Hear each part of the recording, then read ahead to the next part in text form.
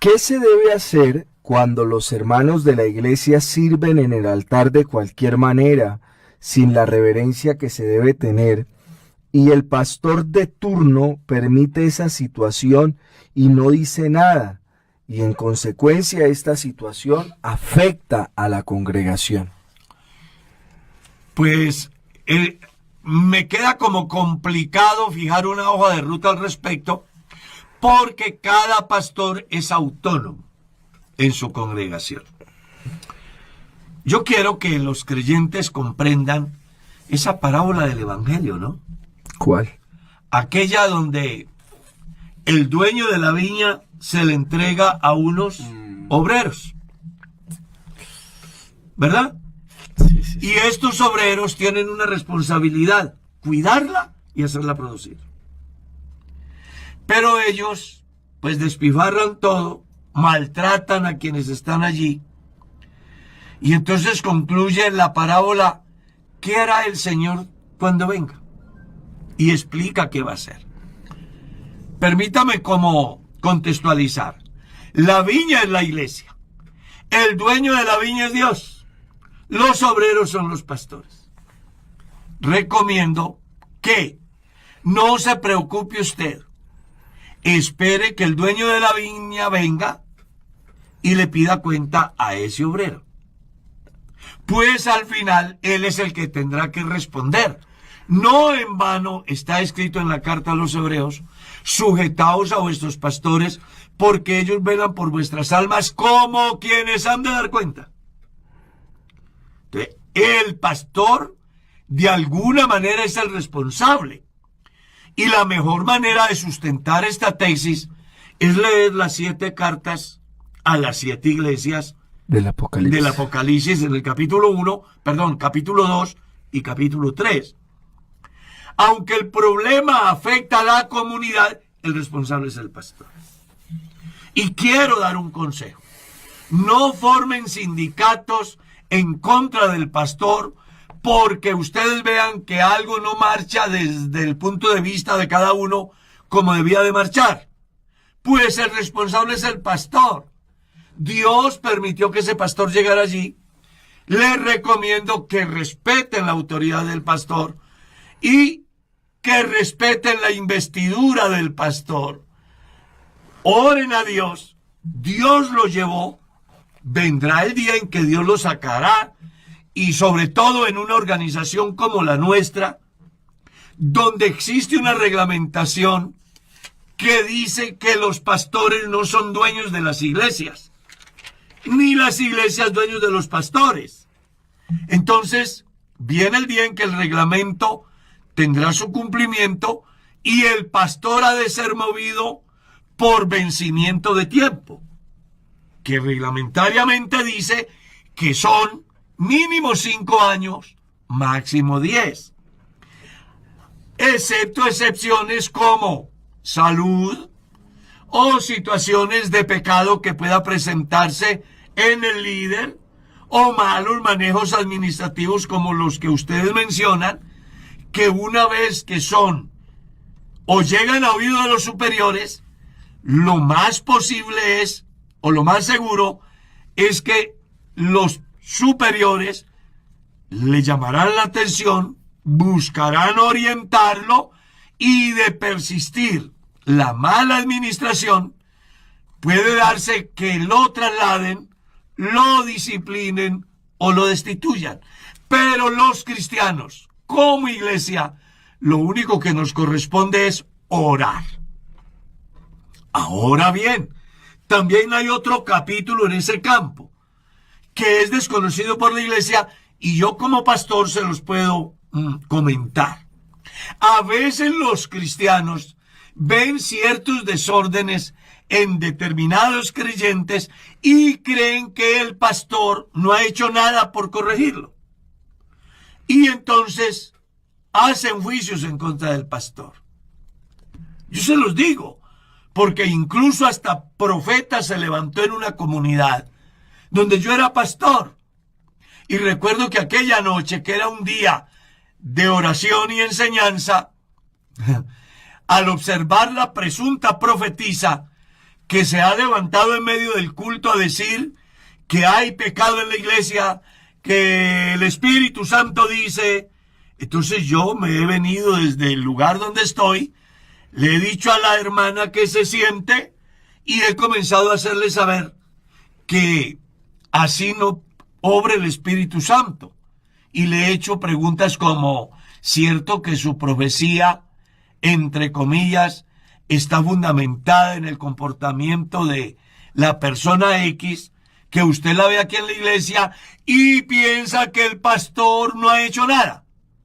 Pues, mi estimada, es bueno que se baje de ese bus. El pastor ya ha hecho lo que tiene que hacer. ¿Ya? ¿Y cuál es la función del pastor?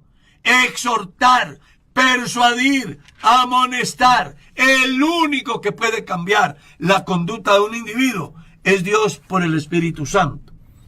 Jesús mismo nos da una lección muy interesante, que es lo que me apasiona del Evangelio de Jesús. Él no encasilla a nadie. Él simplemente plantea su tesis, el receptor le escucha, pero el receptor es el único y exclusivo responsable de la decisión que debe de tomar en el sentido de acogerse a la tesis de Jesús o no. Por eso encontramos, Jesús dijo, si alguno quiere, les ha dado una conferencia, una enseñanza, y luego les dice, eso está en ustedes. Yo salvo mi responsabilidad. Y esa es la misión del pastor. Algunos pastores tienen problemas en las iglesias porque quieren imponer su pensamiento. Y se les olvida que esa no es la función del pastor. La función del pastor es predicar la palabra y el pueblo mirará si obedece o no. Te he puesto por atalaya. Estamos ahí para decir lo que tenemos que decir. Pero la práctica del receptor depende de la decisión del que escucha la palabra.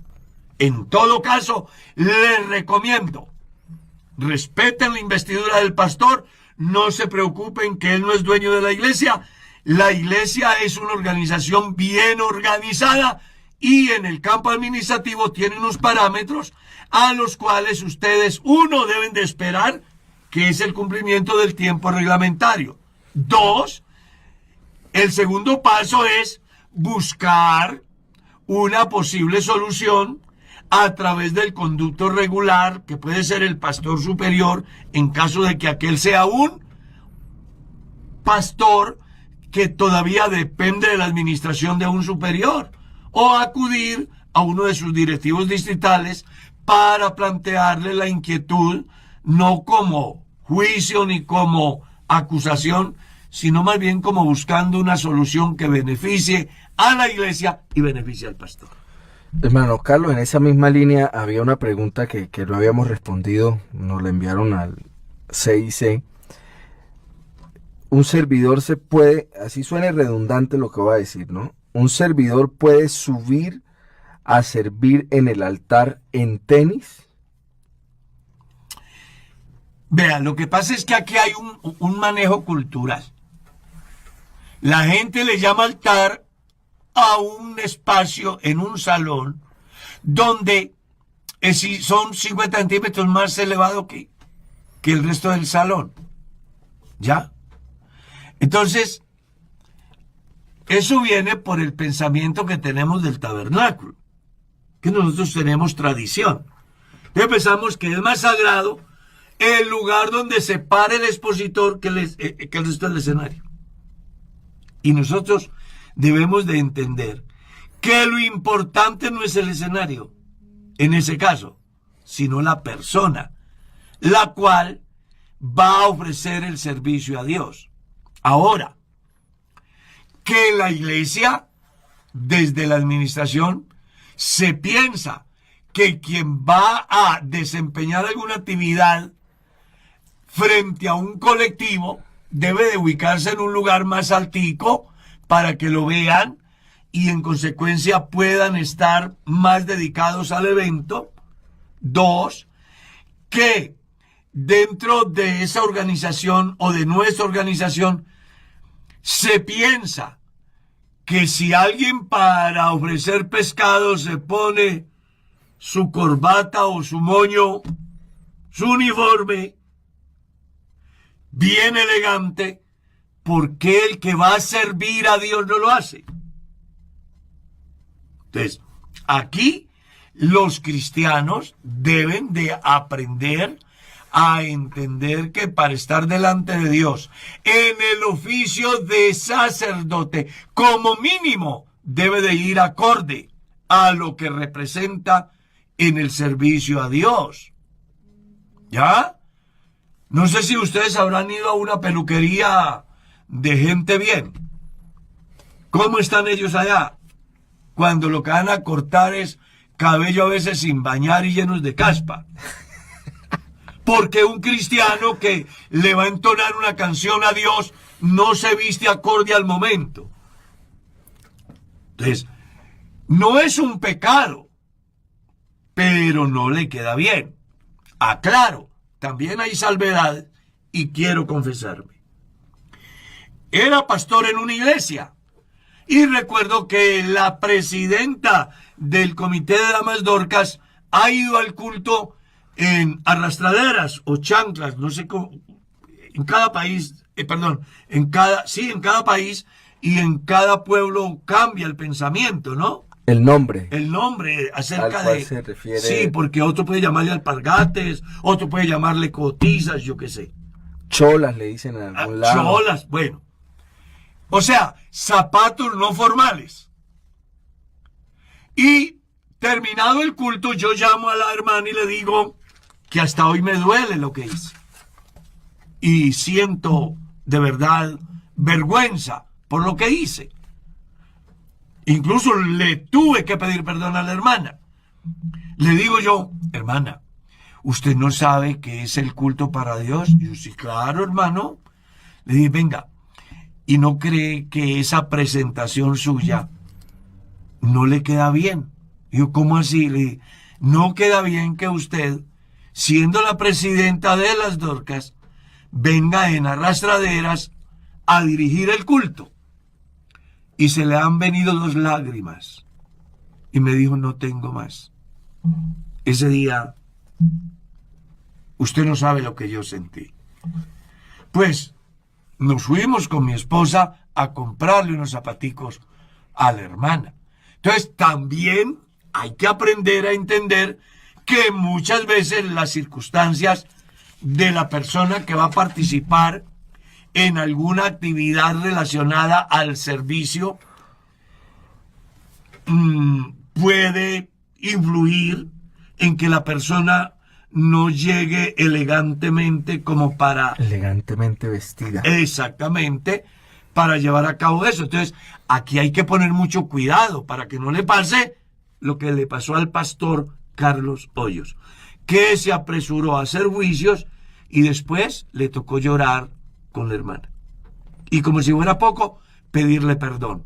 Y además, una lección que hasta hoy me lleva a no correr tanto, sino a ir más bien despacio.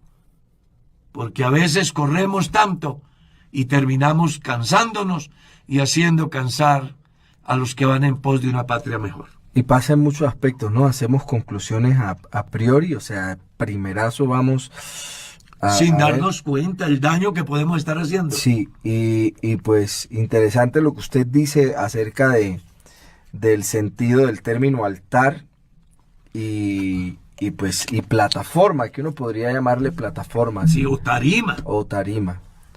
Que pues no tiene ya la misma connotación. Ahí es donde se da una discusión muy interesante. Porque hay quienes creen que son más santos los que están en la tarima que los que están en el escenario. Y resulta de que puede ser más santo el que está en la última banca, porque no alcanzó puesto, porque llegó necesitado y porque de verdad quiere tener un encuentro con Dios, a alguien que está pensando en un virreinazo. Entonces aquí es necesario aprender a entender San Juan capítulo 4. Dios es espíritu. La conversación. Y no se debe de pensar como la samaritana o como los judíos. Los judíos decían, es en el templo. Los samaritanos decían, es aquí. Y Jesús les dice, ni allá ni aquí, sino en cualquier lugar. Porque Dios busca adoradores que le Que eso es adoren. lo que es la adoración. Exactamente. En espíritu y en verdad.